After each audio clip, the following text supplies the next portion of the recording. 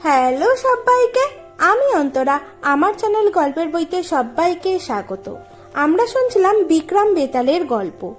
আগের এপিসোডে আমরা শুনেছিলাম বেতালের বলা প্রথম গল্পের শেষ অংশটুকু। আজকে আমরা শুনবো বেতালের বলা দ্বিতীয় গল্প।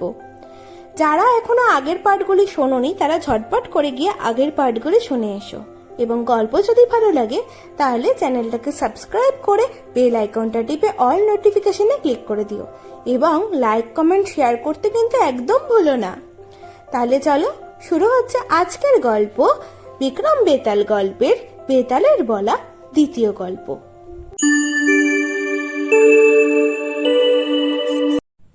সেকালে যমুনা নদীর তীরে জয়স্থল নামে এক গ্রাম ছিল। সেখানে কেশব শর্মা নামে এক ব্রাহ্মণ বাস করতেন। ওই ব্রাহ্মণের এক ছেলে ও মধুমালতী নামে এক পরমা সুন্দরী মেয়ে ছিল। ক্রমে মধুমালতীর বিয়ের বয়স হলে ব্রাহ্মণ ও তার ছেলে চারিদিকে ভালো পাত্রের খোঁজ করতে লাগলেন। একদিন ব্রাহ্মণ যজমানের ছেলের বিয়ে উপলক্ষে গ্রামের সীমান্তে গেছেন। ব্রাহ্মণের ছেলেও পড়াশোনার জন্য গুরু বাড়িতে গেছে। তখন বাড়িতে শুধু মধুমালতী আর তার মা। এমন সময় ত্রিবিক্রম নামে এক ব্রাহ্মণের ছেলে কেশবের বাড়িতে এলো। কেশবের স্ত্রী দেখলেন ছেলেটি দেখতে যেমন সুন্দর, পড়াশোনায়ও তেমনই ভালো, আর তার ব্যবহারও তেমনই মিষ্টি। তার উপর ছেলেটির সাথে কথা বলে ব্রাহ্মণের স্ত্রী বুঝলেন ওদের বংশও ভালো।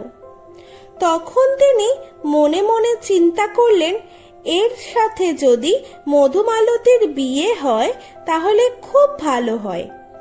তখন তাকে বললেন, বৎস, যদি তোমার ইচ্ছা হয় তাহলে তোমার সাথে আমার মেয়ের বিয়ে দেব। মধুমালতীর সুন্দর রূপে মুগ্ধ হয়ে ত্রিবিক্রম এই প্রস্তাবে রাজি হলো এবং কেশবের আসার অপেক্ষায় রইল। কিছুদিন পর ব্রাহ্মণ ও তার ছেলে মধুমালতীর বিয়ে দেওয়ার জন্য দুটি পাত্র সঙ্গে করে ফিরলেন। তাদের নাম বামন আর মধুসূদন। তিনটি পাত্র হলো মোট।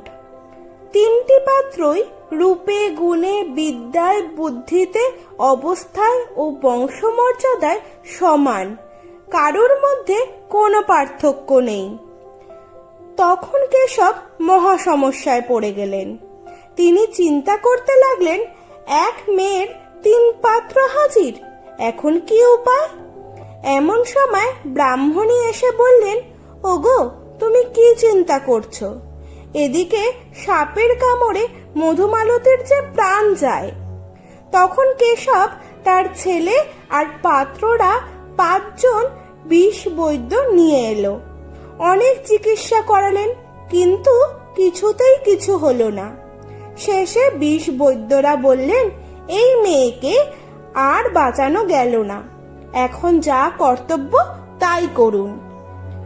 এই বলে বিষ বৈদ্যরা চলে গেলেন। অল্পক্ষণের মধ্যেই মধুমালতী মারা গেল। সকলে শোকে অভিভূত হয়ে পড়লেন। তখন কেশব তার ছেলে এবং পাত্র তিনটি তার মৃতদেহ শ্মশানে নিয়ে গিয়ে পুড়িয়ে ফেলল। কেশব ও তার ছেলে বাড়ি ফিরে এসে শোকে কাতর হয়ে কাঁদতে লাগলেন। পাত্র তিনটি কিন্তু তখনই চলে গেল না।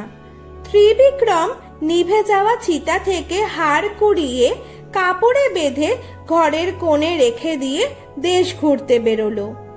বামন সন্ন্যাসী হয়ে তীর্থে বেরোলো, এবং মধুসূদন ওই শ্মশানের এক কোণে পাতার কুড়ে ঘর বানিয়ে চিতা থেকে ছাইগুলো জড়ো করে যত্ন করে কুড়ে ঘরে এনে যোগাভ্যাস করতে লাগলো। এদিকে বামন ঘুরতে ঘুরতে দুপুরবেলা এক ব্রাহ্মণের বাড়ি পৌঁছালো। খাওয়ার সময় সন্ন্যাসী দেখে ব্রাহ্মণ তাকে আদর করে আপ্যায়ন করে খেতে বসালেন। ব্রাহ্মণী পরিবেশন করতে লাগলেন। এমন সময় ব্রাহ্মণের 5 বছরের ছেলে ব্রাহ্মণীকে জ্বালাতন করতে লাগলো। ব্রাহ্মণী ছেলেকে নানাভাবে শান্ত করতে লাগলেন, কিন্তু সে কোনো কথা শুনল না। তখন ব্রাহ্মণী তীতবিরক্ত হয়ে ছেলেকে জ্বলন্ত আগুনে ফেলে দিয়ে নিশ্চিন্তে খাবার পরিবেশন করতে লাগলেন। ব্রাহ্মণীর এইরূপ নিষ্ঠুর ব্যবহার দেখে সন্ন্যাসী নারায়ণ নারায়ণ বলে তখনই খাওয়ার পাত্র থেকে হাত তুলে নিল। এই দেখে ব্রাহ্মণ বললেন, কি হলো, খাওয়া বন্ধ করলেন কেন? সন্ন্যাসী বলল, যেখানে এই রকম রাক্ষসীর মতো মা আছে সেখানে খাই কি করে বলুন? ব্রাহ্মণ তখন একটু হেসে ঘরে গিয়ে একটি সঞ্জীবনী পুঁথি নিয়ে বেরিয়ে এলেন। পুঁথি খুলে একটি মন্ত্র জপ করতে লাগলেন। দেখতে দেখতে ছেলে প্রাণ ফিরে পেয়ে আবার জ্বালাতন শুরু করলো। সন্ন্যাসী চমকে উঠে খুশি মনে খাওয়া শেষ করলো এবং মনে মনে চিন্তা করতে লাগলো যে এই পুঁথিতে মৃত সঞ্জীবনী মন্ত্র আছে। ওই মন্ত্র জানতে পারলে মধুমালতীকে আবার বাঁচিয়ে তোলা যাবে। অতএব যে করেই হোক এটিকে চুরি করে নিতে হবে। মনে মনে এই আলোচনা করে সন্ন্যাসী ব্রাহ্মণকে বলল, দুপুর ফুরিয়ে গেল, এখনই রাত হবে, অতএব আর কোথাও না গিয়ে রাতটা আপনার বাড়িতেই থাকতে চাই। ব্রাহ্মণ তাকে থাকার জায়গা ঠিক করে দিলেন। আস্তে আস্তে সন্ধ্যা হয়ে এলো। সবাই খেয়ে দিয়ে শুয়ে পড়ল। রাত গভীর হলো, সবাই ঘুমিয়ে পড়ল। তখন সন্ন্যাসী পাশের ঘর থেকে পুঁথিটা নিয়ে নিঃশব্দে সেই বাড়ি থেকে চলে গেল। কিছুদিন পর বামন জয়স্থল নগরে সেই শ্মশানে উপস্থিত হয়ে দেখল মধুসূদন পাতার কুটিরে বসে যোগাভ্যাস করছে। এমন সময় ত্রিবিক্রমও সেখানে উপস্থিত হলো। 3 পাত্র এক জায়গায় হলে বামন বলল, আমি মৃত সঞ্জীবিনী মন্ত্র শিখেছি, তোমরা হাড় ও ছাই একসাথে করো, আমি মধুমালতীকে বাঁচিয়ে তুলতে পারবো। তারা ব্যস্ত হয়ে ছাই ও হাড় জড়ো করে দিল। তখন বামন পুঁথি খুলে একটি মন্ত্র জপ করতে লাগলো। দেখতে দেখতে ছাই ও হাড়ের জায়গায় মধুমালতীর সুন্দর দেহ আবার জীবন্ত হয়ে উঠল। পাত্ররা মধুমালতীর সুন্দর রূপ দেখে আনন্দে অধীর হয়ে বলতে লাগলো, আমি এই মেয়েকে বিয়ে করব। এই বলে 3 পাত্র নিজেদের মধ্যে ঝগড়া করতে লাগলো। এই বলে গল্প শেষ করে বেতাল বিক্রমাদিত্যকে জিজ্ঞাসা করলো, বলো তো মহারাজ, মধুমালতীর সাথে কোন পাত্রের বিয়ে হওয়া উচিত? বিক্রমাদিত্য বললেন, বিয়ে হওয়া উচিত মধুসূদনের সঙ্গে, যে এতদিন পাতার কুটিরে শ্মশানবাসী হয়েছিল। বেতাল বলল, যদি ত্রিবিক্রম হাড় সংগ্রহ এবং বামন নানা দেশে ঘুরে সঞ্জীবনী মন্ত্র সংগ্রহ না করতে পারত, তবে কি করে মধুমালতী বেঁচে উঠত? বিক্রমাদিত্য বললেন, ত্রিবিক্রম হাড় সংগ্রহ করে ছেলের কাজ করেছিল, বামন প্রাণ দিয়ে বাবার কাজ করেছিল। তাদের সঙ্গে মধুমালতীর বিয়ে হতে পারে না। বাকি থাকে মধুসূদন। সে ছাই সংগ্রহ করে পাতার কুড়ে ঘর বেঁধে এতকাল অপেক্ষা করেছে। তার সঙ্গেই মধুমালতীর বিয়ে হওয়া উচিত।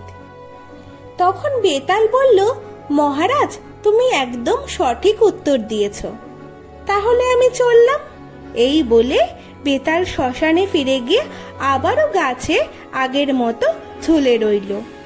বিক্রমাদিত্য পিছন পেছন গিয়ে দড়ি কেটে তাকে আবারও পেরে এনে কাঁধে তুলে সন্ন্যাসীর আশ্রমের দিকে আবারও রওনা হলেন এবং বেতালও শুরু করলো তার 3য় গল্প। তাহলে আজকের গল্প এইটুকুই। বেতালের 3য় গল্প আসছে পরের পার্টে। প্রতি সোম, বুধ, শনি ঠিক রাত্রি 10টার সময় আসছি আমি আমার গল্পের সম্ভার নিয়ে। আর যদি গল্প ভালো লাগে তাহলে চ্যানেলটাকে কিন্তু অবশ্যই সাবস্ক্রাইব করে বেল আইকনটা টিপে অল নোটিফিকেশনে ক্লিক করে দিও এবং লাইক শেয়ার কমেন্টও করে দিও।